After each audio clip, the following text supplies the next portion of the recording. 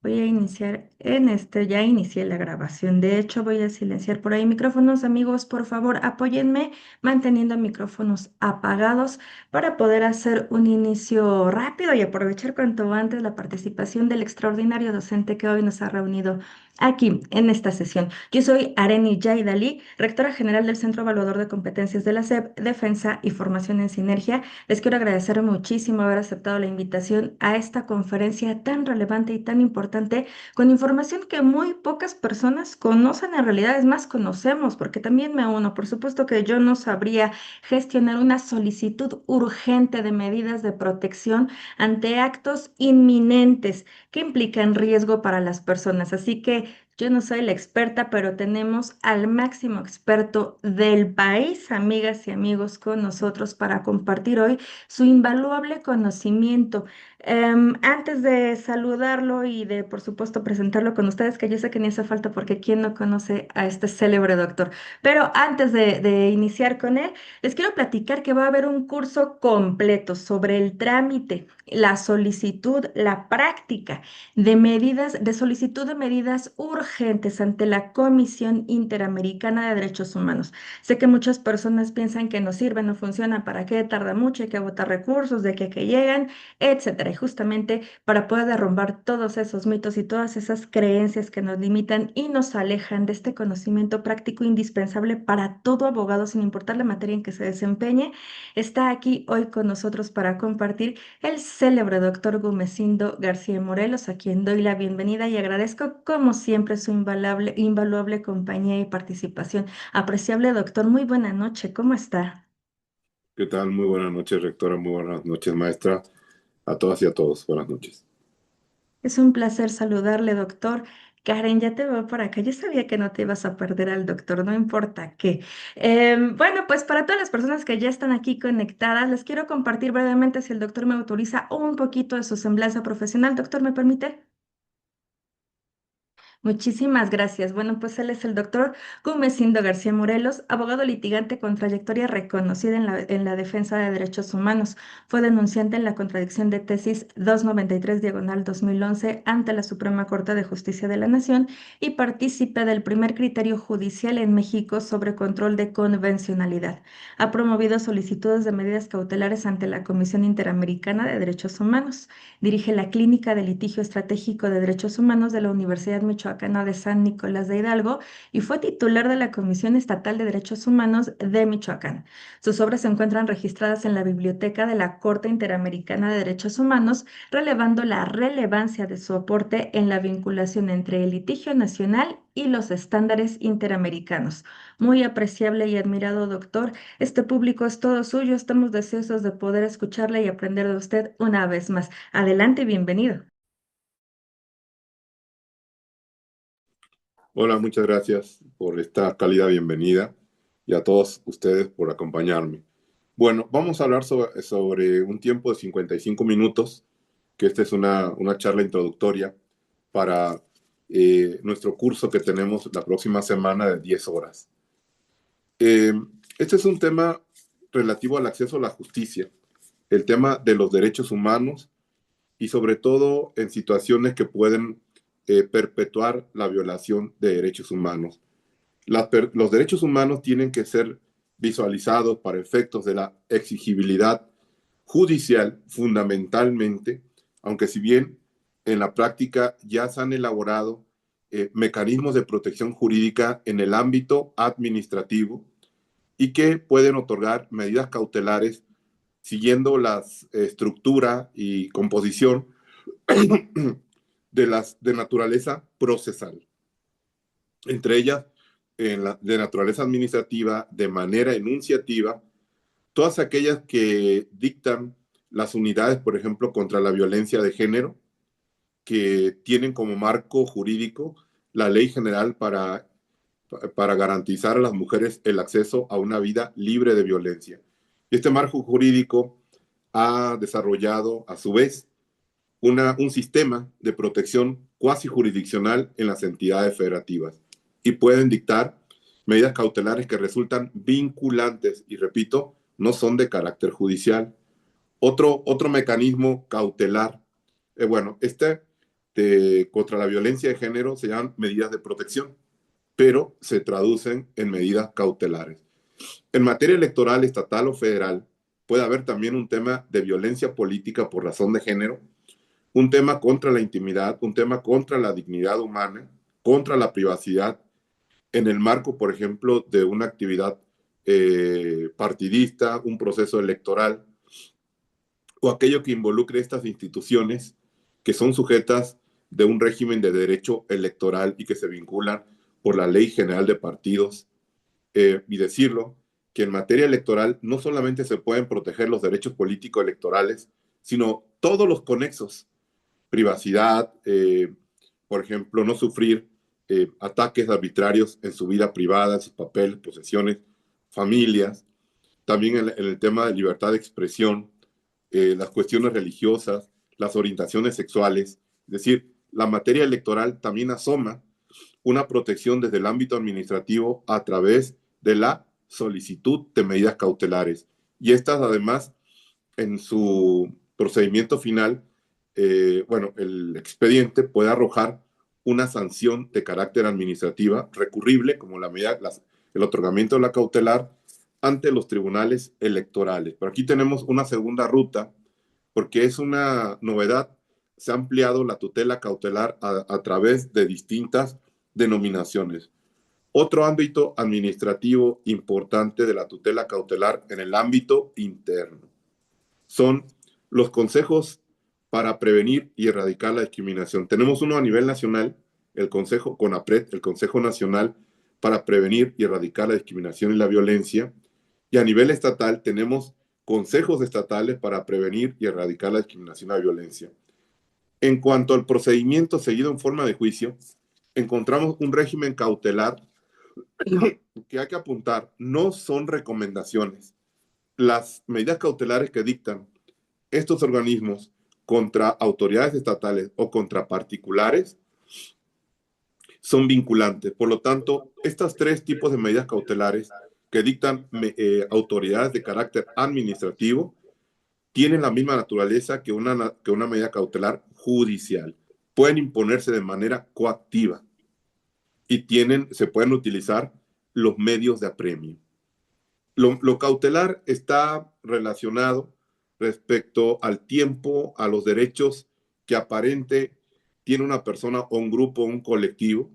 De aquí la importancia de visualizar que los derechos humanos se pueden exigir de manera individual, colectiva o de grupo. Y eso lo vamos a ver cuando se hacen solicitudes de medidas cautelares ante la Comisión Interamericana.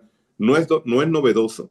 En el sistema interamericano, en materia de medidas cautelares, hay un progreso jurisprudencial muy importante donde se otorgan para grupos o colectividades. En cambio, en México, a través del amparo colectivo que aparece con la ley de amparo de 2013, ya ha regulado, no obstante la base en el artículo 107, fracción primera, con la reforma del 2011 hasta 2013, se le da una mayor puntualidad a lo que son las medidas cautelares, la suspensión del acto reclamado con efectos colectivos, que no ha desaparecido con la reforma de octubre del 2025.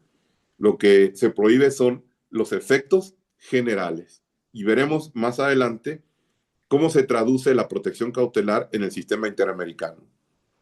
Lo cautelar tiene que ver con lo urgente, con lo rápido, generalmente en un expediente judicial, que estos derechos que se están pidiendo proteger, que parten de una demanda, y si la protección esperara con el transcurso del tiempo a que llegara la resolución de fondo que quede firme, porque puede haber etapas de impugnación, y esto podía alargar la tutela de las personas, la cautelar lo que hace es obviar una situación de riesgo que pueda sufrir una afectación en la esfera de los derechos y que eso se torne que pudiera ser de un daño irreparable o de difícil reparación.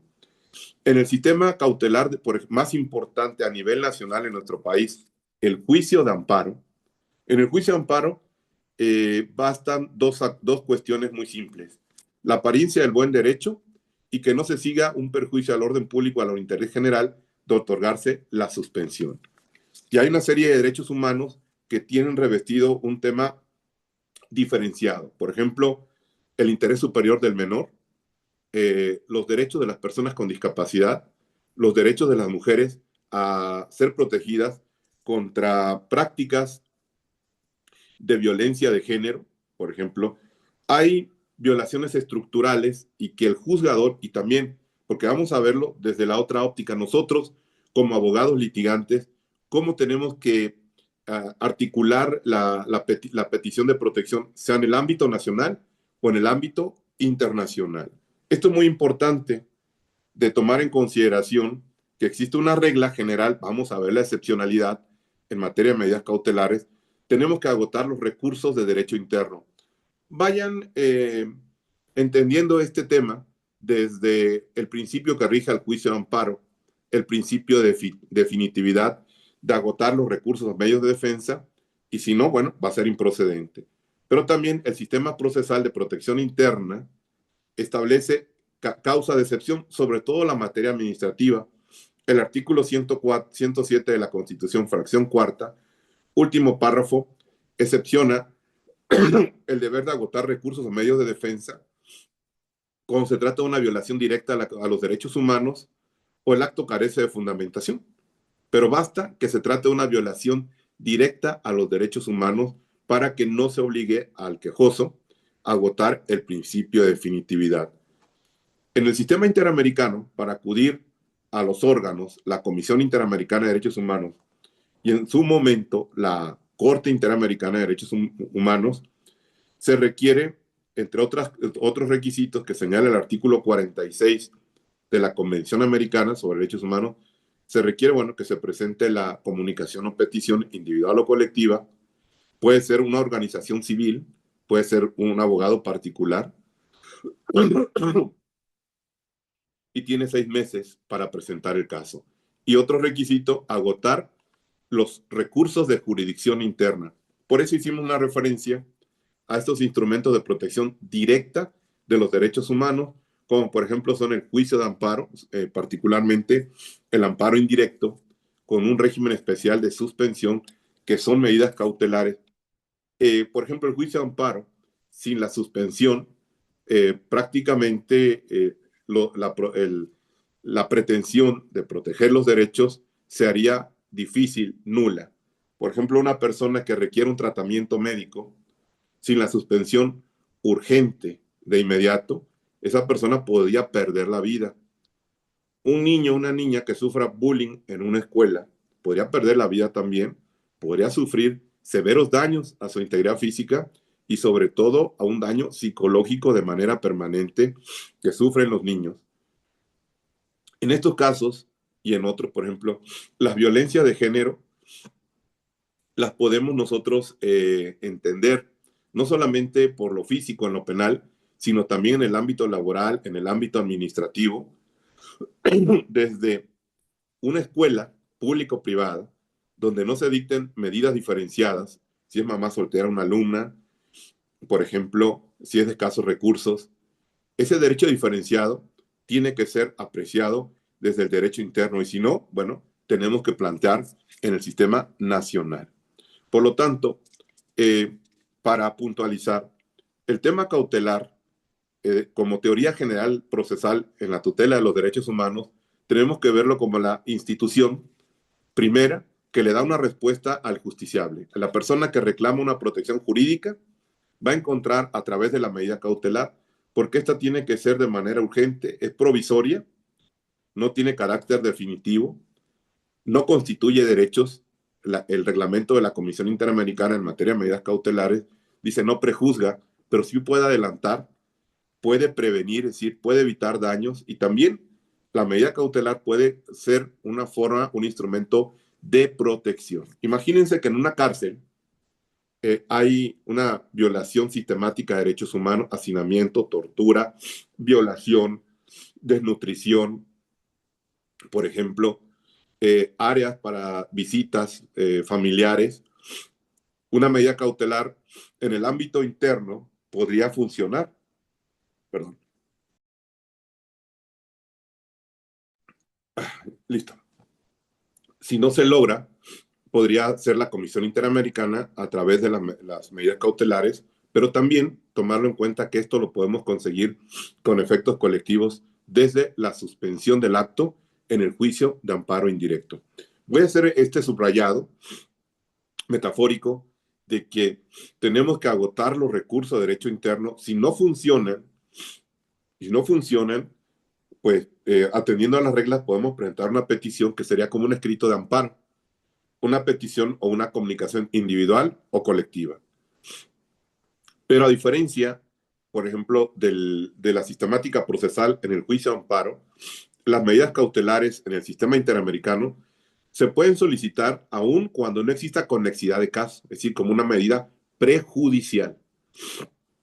Ya después pueden presentar el caso en lo principal. En el sistema de amparo esto no está permitido.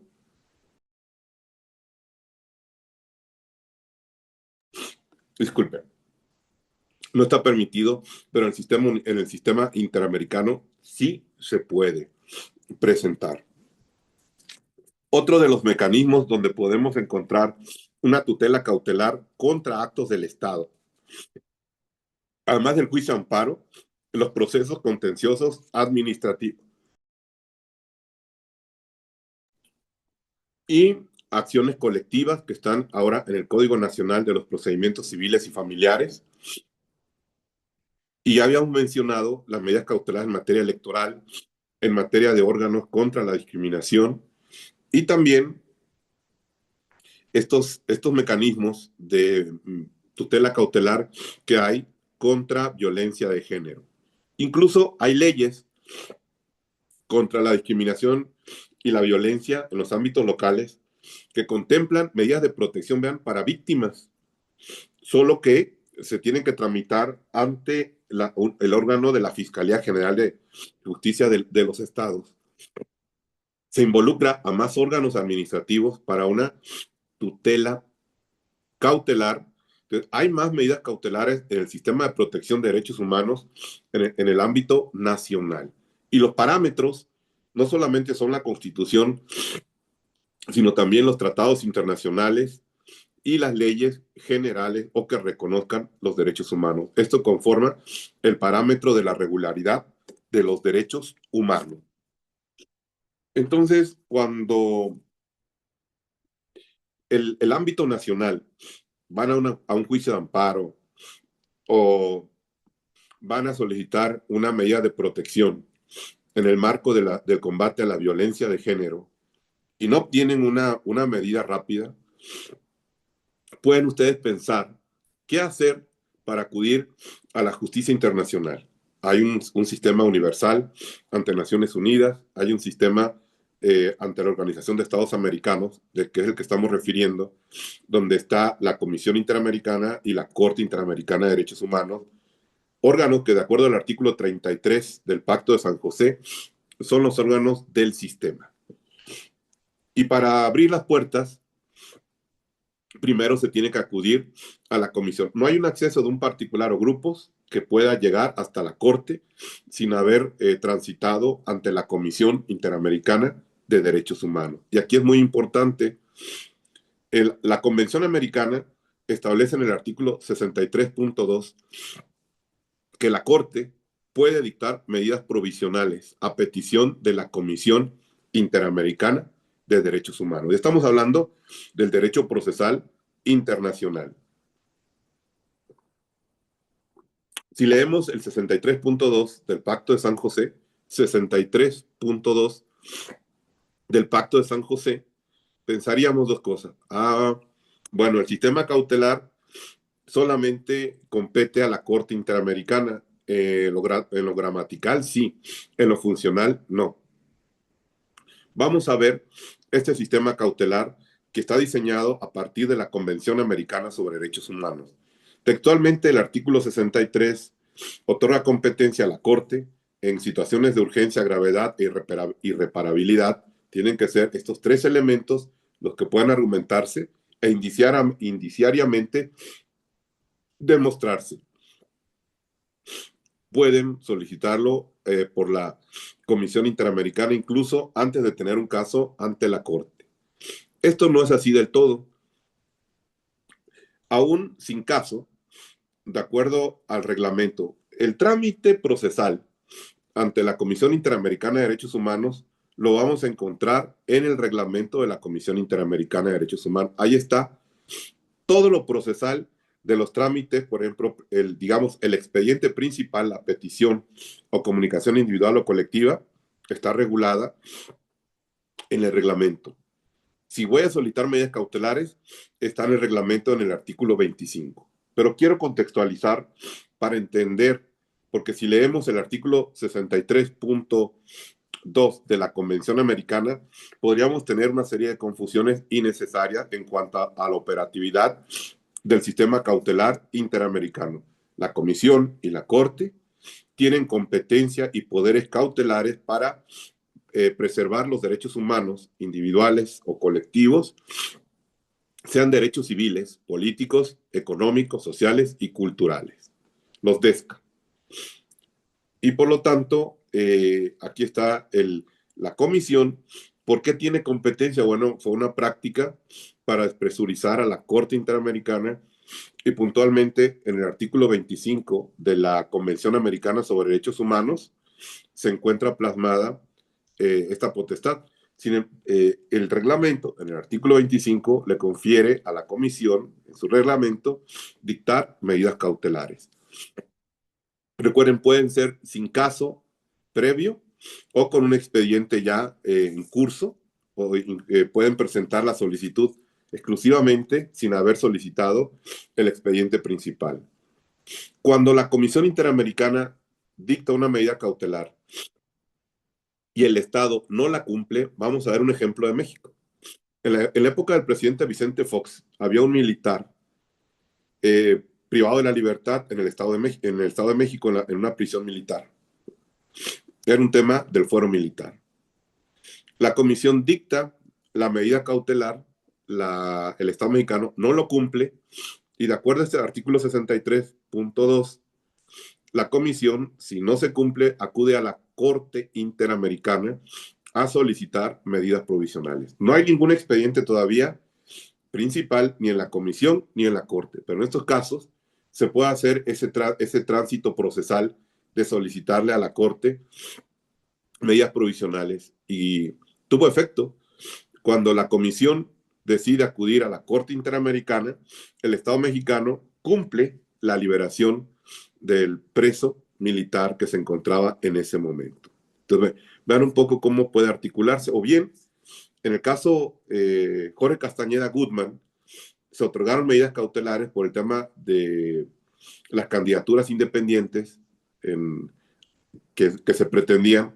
La comisión otorga las medidas cautelares, el Estado mexicano no las acepta, es decir, no acepta que para el proceso electoral 2006 se inscriba un candidato independiente si no había un contexto jurídico para esto. El Estado mexicano no registra a Jorge Castañeda Gutmann, no cumple la solicitud de medidas cautelares y van a la Corte, la comisión. Los particulares no pueden ir a la Corte, tiene que ser a través de la comisión. Y la comisión, perdón, la Corte, en el caso de Castañeda Gutmann, negó las medidas provisionales por considerar que no se cumplían los requisitos de urgencia, gravedad e irreparabilidad de los derechos. La Corte Interamericana, recuerdo, estaba integrada en aquel momento, entre otros, por don Sergio García Ramírez, pero existen reglas tanto para los integrantes de la comisión, los comisionados, o los integrantes de la Corte, los jueces, que no pueden participar en las deliberaciones de los asuntos de su país. No pueden participar en esa deliberación. De oficio, digamos, tienen un impedimento y se tienen que separar del caso. Bueno, entonces vean ese tránsito de que la comisión dicta medidas cautelares. Si no las obedecen los estados parte, va a la Corte Interamericana. Pero hay una situación. Hay países del sistema interamericano que no ratificaron la Convención Americana sobre Derechos Humanos y por lo tanto la Corte no tiene competencia sobre ellos. Le voy a mencionar dos países, Cuba y los Estados Unidos. Y la Comisión Interamericana puede dictar medidas cautelares contra Cuba, puede dictar medidas cautelares contra Estados Unidos. Por ejemplo, de las medidas cautelares contra Estados Unidos más famosas son en el tema del combate al terrorismo por los prisioneros en la bahía de Guantánamo en Cuba, en la base militar de las Fuerzas Armadas de los Estados Unidos, y también en casos de pena de muerte contra el gobierno de los Estados Unidos. La razón jurídica por la cual la Comisión tiene competencia es la Carta de la OEA. Cuba y Estados Unidos son miembros de la Organización de Estados Americanos y esa es la razón por la cual la Comisión, a través de su reglamento, dicta las medidas cautelares. Pero si estos países no cumplen, no puede ir a la Corte Interamericana, como por ejemplo si México no cumple medidas cautelares que dicte la Comisión, puede solicitarle a la Corte medidas provisionales, que son también de naturaleza cautelar. La Corte Interamericana, su competencia cautelar está en el artículo 63.2 de la Convención Americana. Y la Comisión, su competencia cautelar no deriva expresamente de la Convención, sino del reglamento de la Comisión Interamericana en su artículo 25. Artículo 25 del reglamento se establece las medidas cautelares. Tenemos que hacer una diferenciación sobre agotar los recursos si yo pienso hacer una solicitud de medidas cautelares a si voy a presentar una comunicación o petición que es el equivalente a las demandas de amparo. En las medidas cautelares no tengo que agotar los recursos de jurisdicción interna. No estoy obligado a agotarlos. Se puede acudir ante la Comisión Interamericana solicitando medidas cautelares. Les voy a poner un ejemplo.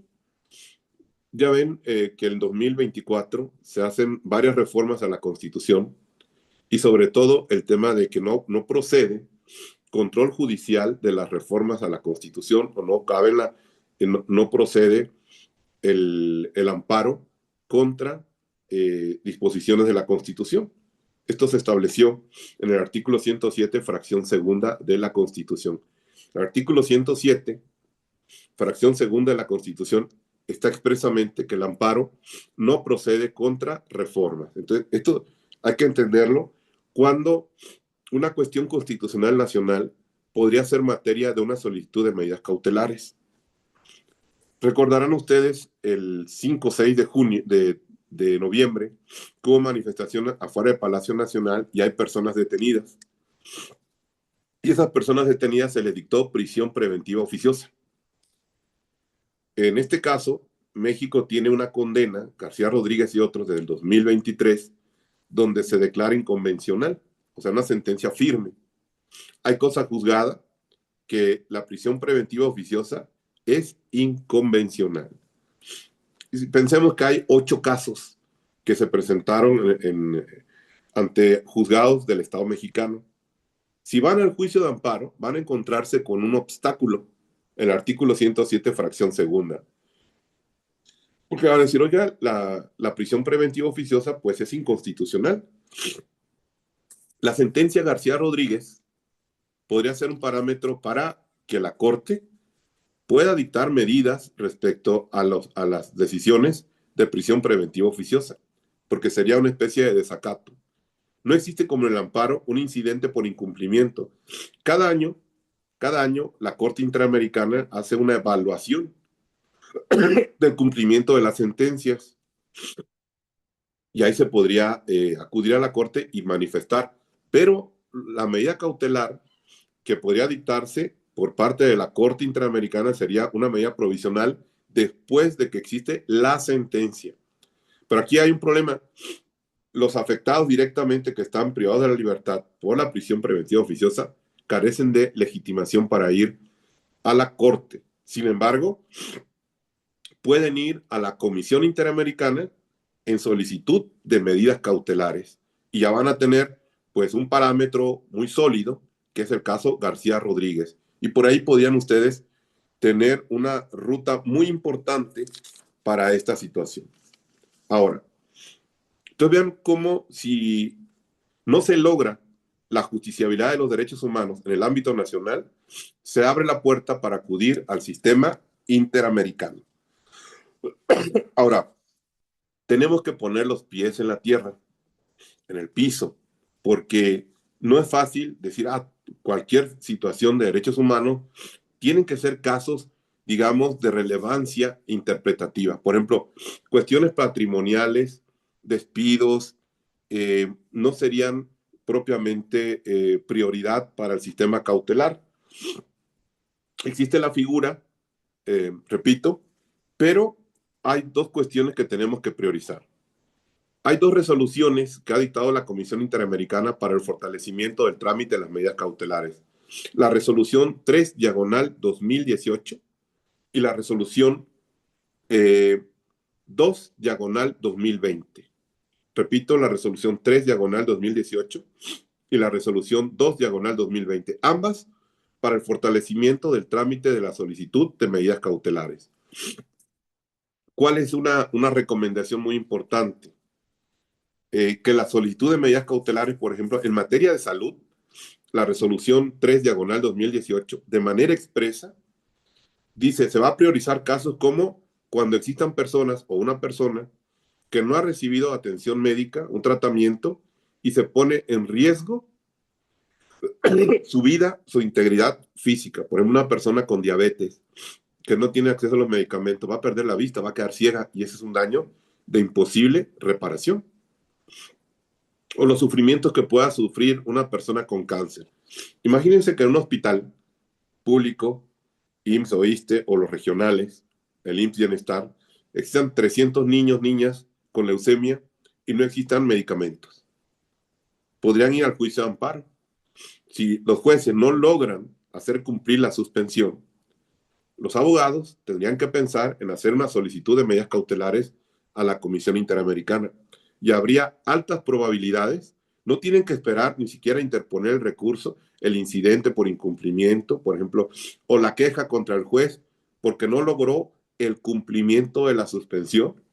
Sí va a ser interesante cuando se acuda a la Comisión Interamericana, de acuerdo al artículo 25 del reglamento, en el apartado 6, demostrar al momento en que yo presento mi escrito solicitud de medidas cautelares que hice una gestión de la protección de estos derechos ante los órganos nacionales. Tengo que demostrar una gestión. O bien tengo que manifestar que no hubo la oportunidad por la gravedad de hacer esta solicitud. Les pongo un ejemplo. En 2014, en el caso Ayotzinapa, en septiembre de 2014, desaparecieron 43 normalistas en el estado de Guerrero, en la noche. No se supo el paradero y no se sabe el paradero. El amparo, de acuerdo al artículo 15, pues es un instrumento contra esto. Sin embargo, ante la gravedad, puede obviarse y acudir directamente a la Comisión Interamericana, como fue el caso Ayotzinapa, y solicitar medidas cautelares.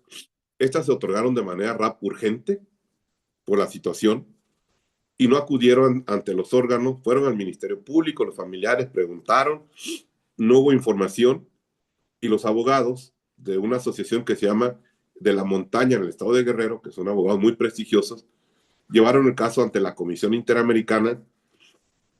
Ya se han celebrado audiencias de seguimiento, audiencias públicas. Yo tuve la oportunidad de estar en una de estas en Uruguay en 2018, en octubre del 2018, y es una experiencia muy grata porque los órganos internacionales los abogados que representan al Estado mexicano y en esa audiencia pública celebrada en el periodo ordinario de sesiones de Montevideo, Uruguay, en 2018, el abogado de las víctimas y una cuestión importante, en materia de medidas cautelares en el sistema interamericano, cuando las dicta la comisión, se llaman beneficiarios y tiene que existir una puntualización de la información de quiénes van a ser los beneficiarios. Puede ser un grupo, pero son personas determinadas y determinables.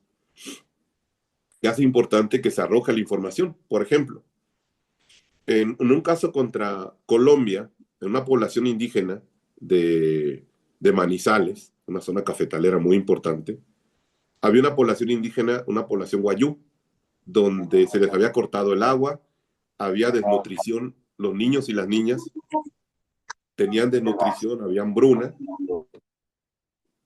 y esto implicaba la falta de atención de la salud, por lo cual la Comisión Interamericana dictó medidas cautelares contra esta violación generalizada de derechos humanos a una población indígena, pero también a una población de atención prioritaria, como constituye el interés superior del menor, de los niñas y niños de la población guayú que se encontraban en estado de desnutrición y no recibían atención de salud.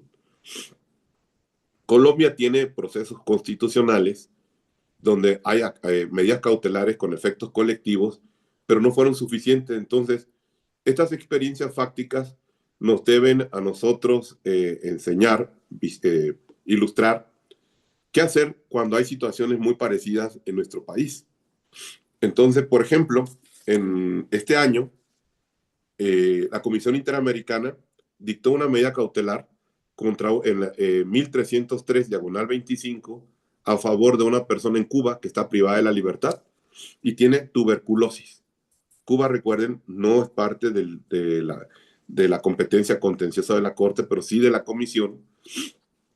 Y esta persona con tuberculosis está privada de la libertad dentro de los grupos que dice la resolución 3, diagonal 2018, para el fortalecimiento del trámite de la solicitud de medidas cautelares. Se incluye una serie de grupos vulnerables: niños, niñas, mujeres, defensores de derechos humanos, miembros de la comunidad LGBTI, personas con discapacidad, periodistas también, y personas privadas de la libertad, entre otras, por la población migrante, por supuesto. Cuando ustedes piensen en acudir a la Comisión Interamericana, tienen que hacerlo desde esta visión de la vulnerabilidad. Si su caso se asocia con uno de estos, entonces van a tener una atención prioritaria, como el caso, por ejemplo, de las personas privadas de la libertad. Incluso hay opiniones consultivas de la Corte Interamericana sobre la protección diferenciada de los derechos de las personas privadas de la libertad. Hoy hay otro caso también de este año, la medida cautelar 702 diagonal 2025 contra Argentina, otra persona privada de la libertad que está en una situación de riesgo de ser amputada su pierna. Entonces, la medida cautelar obedece a que la justicia nacional no pudo, no fue eficaz para proteger a una persona de un daño, de una situación de riesgo, y por lo tanto existió esta medida importante.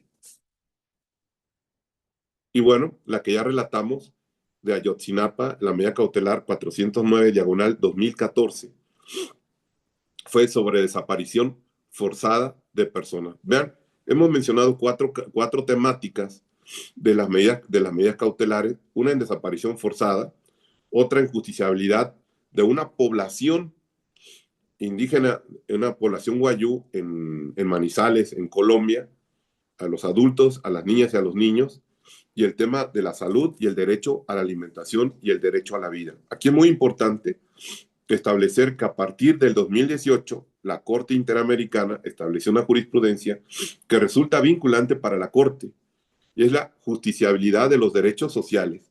Hasta antes del caso Lagos del Campo contra Perú, no existía propiamente una justiciabilidad directa de los derechos humanos. En lo personal, el primer caso que llevé a la Comisión Interamericana fue a finales del año 2009.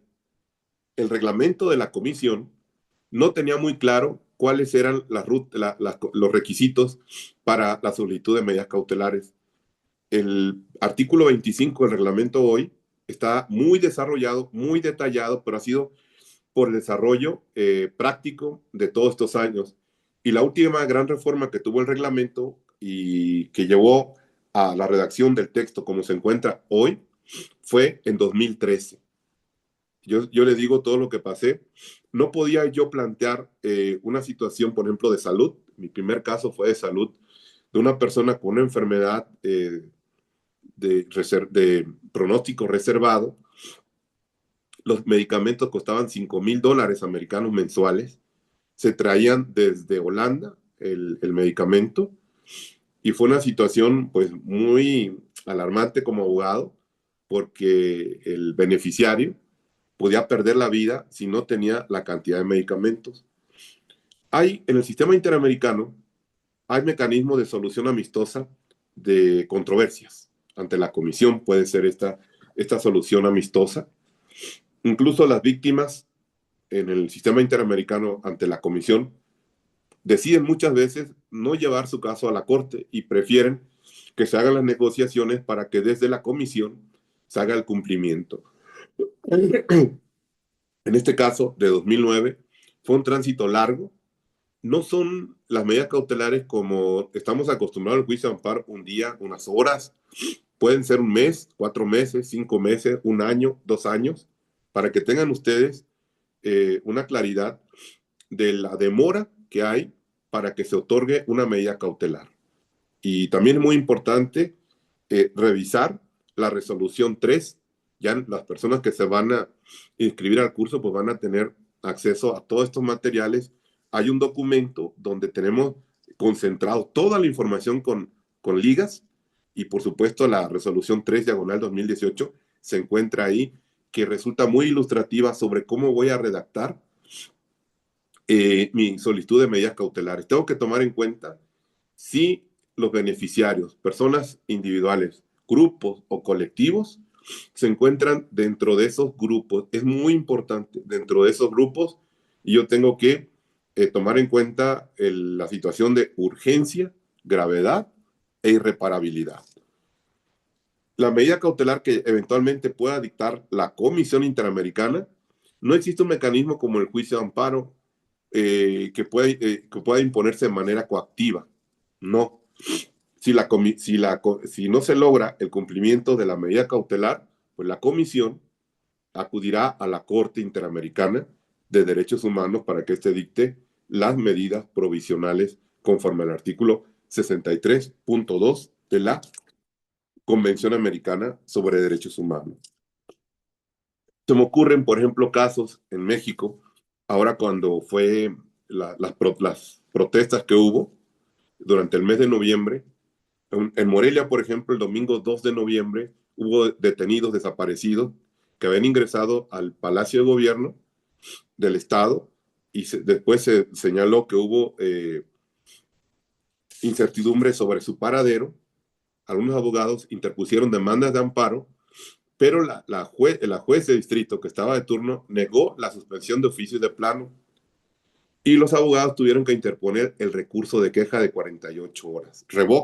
Modifica la suspensión en la parte que no se las concedía, pero situaciones como esa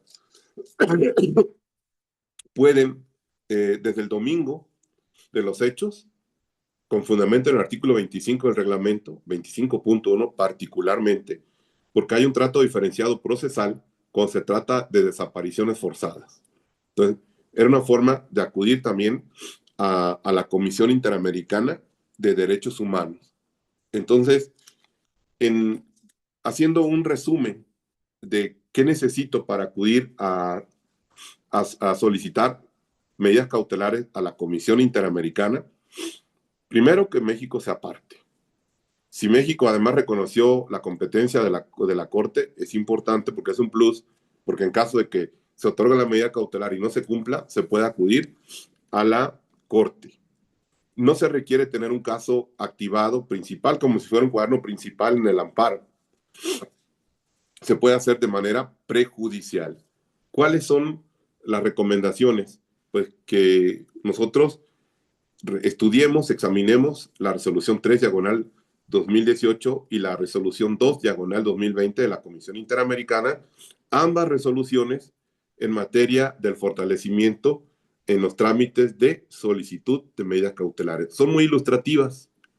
Y después tenemos un argumento muy importante: la urgencia, gravedad e irreparabilidad. Tenemos que desarrollar, que lo veremos en el curso, cómo elaborar un escrito, cómo voy a, en casos muy concretos, a desarrollar un argumento sobre por qué es grave la situación, por qué es urgente y por qué se puede ocasionar un daño de imposible reparación.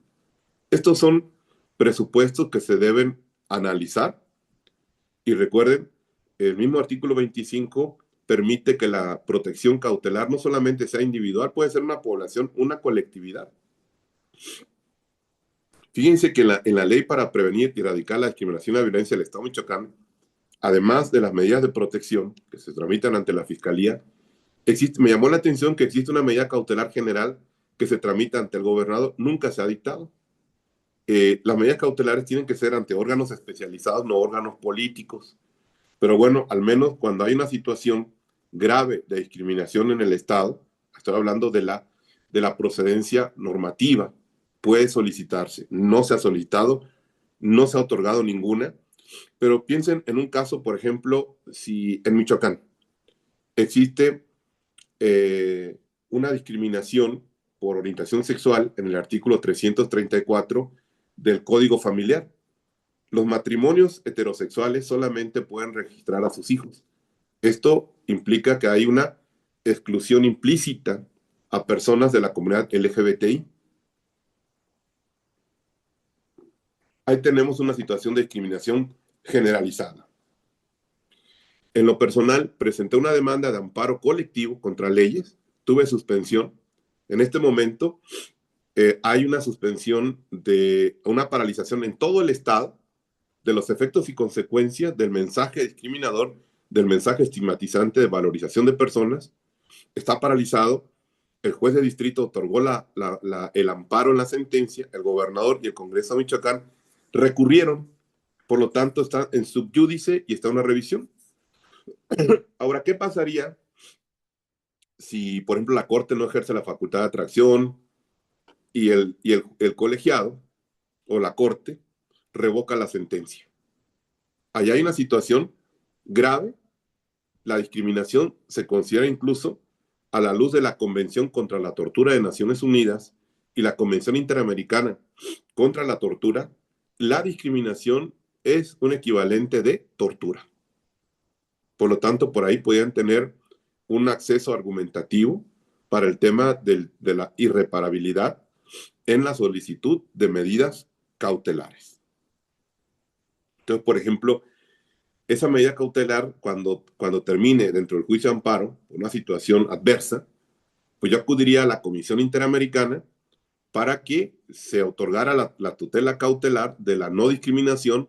Pero vean, el artículo 25, artículo 25, inciso 3 del reglamento, establece que la medida cautelar se puede otorgar a personas o grupos, pero se tiene que identificar, tengo que haber información. Por lo tanto, lo que tuve en su momento, en la suspensión definitiva con efectos colectivos, si se revoca la sentencia, pues se levantan las medidas cautelares, la suspensión, y entonces tendría que acudir a la Comisión Interamericana de Derechos Humanos. Ya hay precedentes muy importantes como Atala Rifo contra Chile. Y además existe una opinión consultiva respecto al matrimonio igualitario, es decir, hay un desarrollo jurisprudencial interamericano muy importante que puedo utilizar como parámetro, perdón, en la solicitud de mis medidas cautelares ante la comisión. Entonces vean cómo puede haber, y con la resolución 2, diagonal 2020, se ha fortalecido este trato. No está en el reglamento, pero vienen consideraciones muy interesantes como reuniones de seguimiento.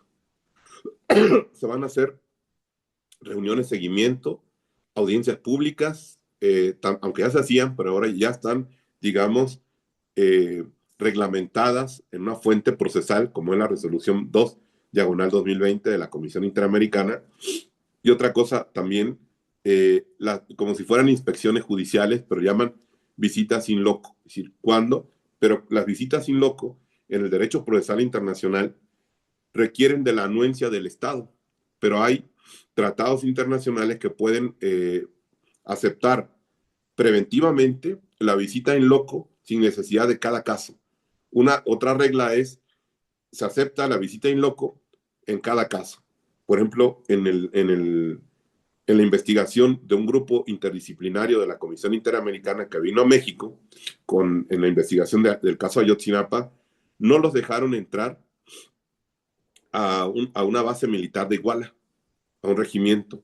Entonces, por ejemplo, esas situaciones podrían obviarse con el compromiso del Estado de decir, bueno, sí, de manera generalizada, siempre que se acuerde una visita in loco, bueno, pueden venir, y otro sistema, nada práctico y nada eficaz es caso por caso. Yo, Estado, te digo si te acepto que vengas a hacer esta visita. Entonces, tenemos, digamos, este panorama en la protección procesal de los derechos humanos. Desde que puedo hacerlo en vía electrónica a través de un juicio de amparo o en materia electoral, por ejemplo, en una violencia política por razón de género, o por otra cuestión en el marco electoral que puede incluso afectar el derecho a la imagen, la reputación, incluso el derecho a la privacidad, una orientación sexual, y los órganos electorales pueden emitir las medidas cautelares. Tenemos que también voltear a ver porque es un punto de partida. Sí, existe otra cara de la medida cautelar en el ámbito nacional y en el ámbito internacional. Solo cuando en el ámbito nacional no funcione la tutela cautelar, aquí no existe el principio de agotar los recursos de jurisdicción interna como presupuesto del derecho procesal internacional. A ver. ¿Qué tipos de recursos se pueden impulsar para que te permitan ingresar? No, no hay recursos. Si el Estado dice no, no hay impugnación, no existe. Es más, si la Comisión Interamericana no le otorga la medida cautelar, no hay recurso. No puede, la Corte Interamericana no es una instancia de revisión de la Comisión. Nada de las decisiones de la Comisión Interamericana pueden ser revisadas por la Corte. ¿Sí? Incluso la Comisión puede modificar la medida cautelar, la puede levantar, como pasa en el juicio de amparo. En el juicio de amparo tenemos un incidente en el artículo 154 para revocar o modificar. Entonces, en la resolución 2/2020 de la Comisión Interamericana se precisó esta situación de modificación y levantamiento de las medidas cautelares o bien la vigencia de las medidas cautelares. Y además existe un seguimiento muy puntual para el cumplimiento de lo que son solicitud de medidas cautelares. Una cosa que cambió en este derecho procesal internacional de los derechos humanos, cuando el asunto llega a la Corte, ya con expediente, las víctimas, así se llama a los quejosos, víctimas o hay peticionarios que son quienes los representan. El peticionario es el abogado como el autorizado en términos amplios, por ejemplo. Y ya directamente los abogados de la víctima, sin necesidad de la Comisión Interamericana, pueden solicitar medidas provisionales a la Corte, incluso la ampliación. Y si hay una resolución ya de cosa juzgada y hay una violación por parte del Estado y pone en riesgo los derechos de la víctima, pueden solicitarse medidas urgentes y el presidente de la Corte Interamericana las dicta de manera unilateral por la urgencia de que no están reunidos los 7 jueces de la Corte Interamericana de Derechos Humanos. Igual que la comisión, las medidas cautelares se solicitan ante la comisión, quien da el trámite es la Secretaría Ejecutiva y la Secretaría Ejecutiva creó una sección de medidas cautelares en la comisión para tratar de especializar y esto ha permitido una mejor respuesta en la solicitud de medidas cautelares. Si tienen suerte, lo primero que hace la comisión es hacer lo que se llama solicitud de información. Solicitud de información por parte de la comisión al Estado parte y notifica al embajador de México ante la Asamblea de la Organización de Estados Americanos.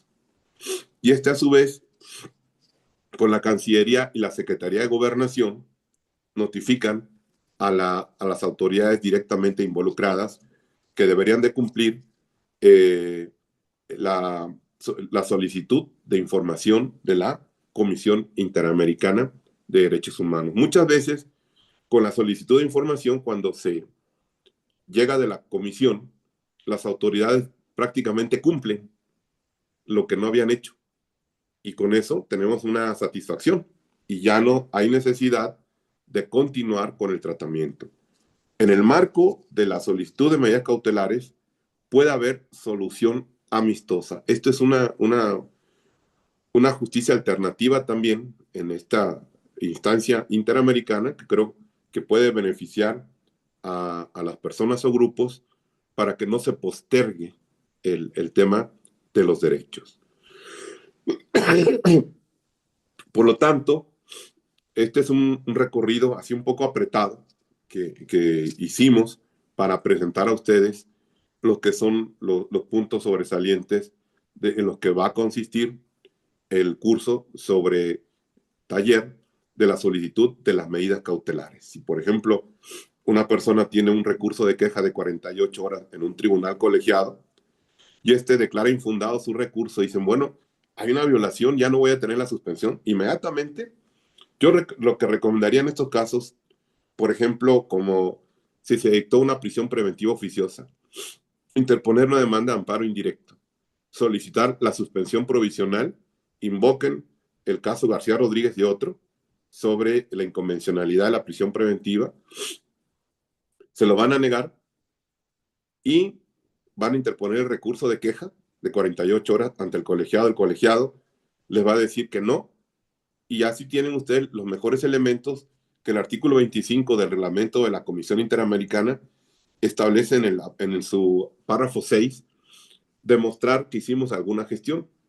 Aquí va a ser algo muy importante para ir cerrando esta sesión de presentación. Sí, a otra cosa. Las solicitudes no tienen que ir hasta Washington a presentarla, ¿eh? Obvio, si tienen esa posibilidad, se puede hacer. Si no, hay un portal en la página de la Comisión Interamericana, se registran, así como tienen una firma electrónica, una FIREL, se podría hacer algo equivalente y su escrito ingresa a través del portal. Ingresa a través del portal. Y ahí van a recibir las notificaciones y ahí van. Si, por ejemplo, tienen este caso de la prisión preventiva oficiosa, tienen que seleccionar las constancias. No le metan todo porque recuerden, ellos no son expertos en nuestro derecho procesal.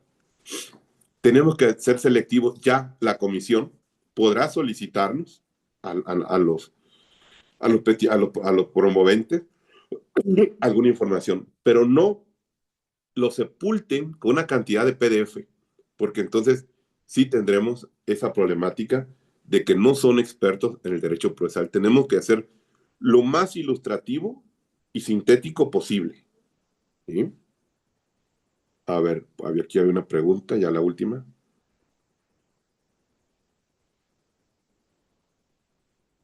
Bien, dice, perdone, tengo una duda, ¿qué es el colegiado? Bien, como existe una obligación de agotar recursos de jurisdicción interna, como el juicio de amparo, por ejemplo, como el juicio de amparo, y el amparo es un instrumento para proteger los derechos humanos de las personas, tortura, desaparición forzada, por ejemplo, ¿sí? Entre otros, falta de atención médica.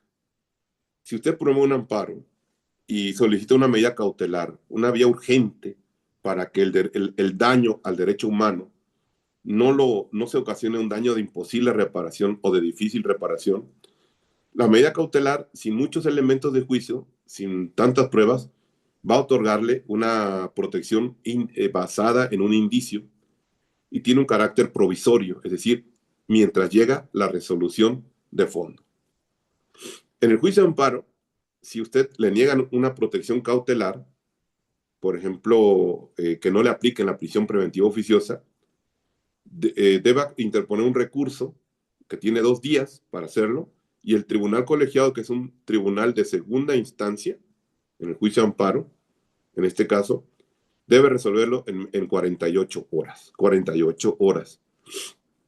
Y si el tribunal colegiado no lo hace, bueno, entonces tendrá que, aquí sería importante manejar precisamente estos temas para acudir a la Comisión Interamericana de Derechos Humanos. Por último, ya para cerrar, ¿cuánto tardan en resolver las medidas cautelares? Bueno, lo comentamos ya. Esto no hay una regla como en el juicio de amparo. Por ejemplo, si es una suspensión a petición de parte, 24 horas, artículo 112. Si es una suspensión de oficio de plano, de inmediato.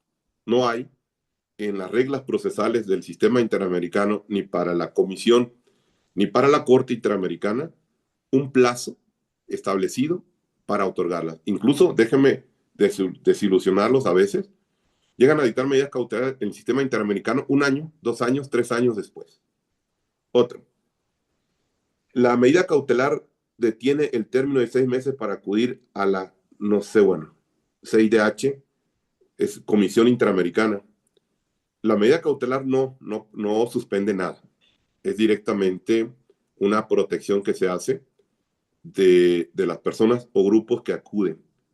Los 6 meses que hablamos están en el artículo 46.1, son para presentar peticiones ante la comisión. Son 6 meses.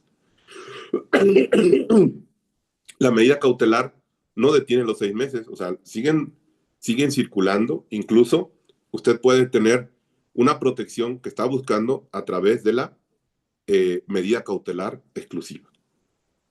Y bueno, con esto damos por terminada nuestra charla. Muchas gracias.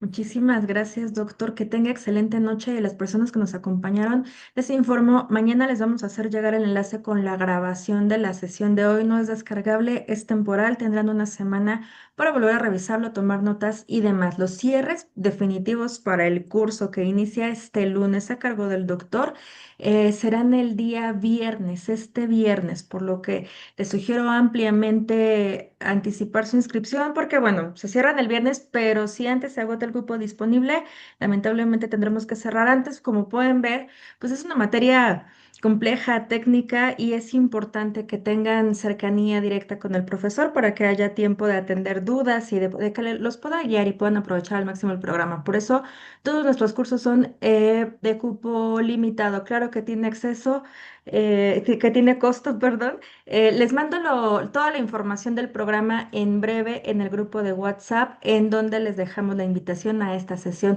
Doctor, nuevamente, muchísimas gracias a las personas que nos acompañaron. Muchas gracias. Que tengan excelente noche. Hasta pronto. Hasta luego, buenas noches, Gracias, buenas gracias. noches. Muy buena noche.